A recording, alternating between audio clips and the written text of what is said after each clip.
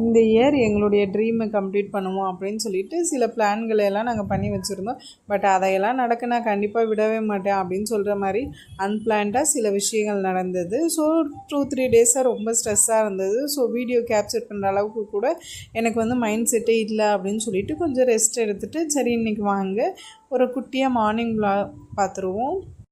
இன்றைக்கி என்னுடைய ஃபேவரட் கத்திரிக்காய் தொக்கு தான் வச்சுருந்தேன். யாருக்கெல்லாம் கத்திரிக்காய் தொக்கு பிடிக்குன்னு சொல்லிட்டு மறக்காமல் கமெண்ட் பண்ணுங்கள். எனக்கு சப்பாத்தி, இட்லி, தோசை, சாதம்னு சொல்லிட்டு எதுக்கு கத்திரிக்காய் தொக்கு கொடுத்தாலும் நான் ரொம்ப விரும்பி சாப்பிடுவேன். பட் எல்லா நேரங்களையும் அதே டேஸ்ட்டில் வந்து திரும்ப வைக்க முடியுமா அப்படின்னு சொல்லி கேட்டால் கண்டிப்பாக கிடையாது. ஒவ்வொரு டைமும் ஒவ்வொரு மாதிரியான டேஸ்ட்டில் தான் வந்து நான் செய்கிற டிஷ்ஷஸ் வந்து இருக்க செய்யும். திரும்ப அதை வந்து ரீஃபில் பண்ண முடியுமான்னு சொல்லி கேட்டால் எனக்கே தெரியாது. நான் ஒன்ஸ் டீப் ஃப்ரை பண்ண ஆயிலை ஃபில்டர் பண்ணி வச்சுட்டு திரும்ப டீப் ஃப்ரை பண்ணாமல் அதை குழம்புக்கு தாளிக்க அப்படின்னு சொல்லிட்டு நான் யூஸ் பண்ணிடுவேன். நீங்கள் டீப் ஃப்ரை பண்ண ஆயிலை எப்படி யூஸ் பண்ணுவீங்க அப்படின்னு சொல்லிட்டு மறக்காமல் கமெண்ட் பண்ணுங்கள். கண்டிப்பாக எனக்கு யூஸ்ஃபுல்லாக இருக்கும்.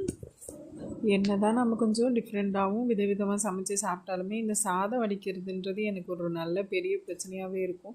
கல்யாணத்துக்கு முன்னாடியிலேருந்தே அம்மா வந்து இந்த பிளேட்டை யூஸ் பண்ணி தான் வந்து சாதம் வடிப்பாங்க. நான் மறக்காமல் கல்யாணம் முடிச்சதுக்கப்புறம் இந்த பிளேட்டோடு தான் வந்தேன். இல்லைனா சாதம் வடிக்க ரொம்ப சிரமம் அப்படின்னு சொல்லிட்டு இந்த பிளேட்டை யூஸ் பண்ணி தான் நானும் சாதம் வடிக்கிறேன். உங்களுக்கு வேணும்னா வாங்கி யூஸ் பண்ணி பாருங்கள். ரொம்ப யூஸ்ஃபுல்லாக இருக்கும், ஈஸியாக இருக்கும். கையில் கொட்டுற பிரச்சனை அதெல்லாம் இருக்கவே இருக்காது. என்ன தான் நமக்கு மெயின் டிஷ் வந்து பிடிச்சதா சைட் டிஷ் இருந்தால் தான் வந்து நமக்கு சாப்பாடு சாப்பிட்ட மாதிரி இருக்கும். ஸோ வந்து இன்றைக்கி என்னுடைய ஃபேவரட் சைட் டிஷ் தான் அப்பளம் பொரிச்சிருந்தேன். அப்படியே ஈஸியாக இருக்கணும்னு சொல்லிவிட்டு அப்படியே எக் பாயில் பண்ணி வச்சுருந்தேன்.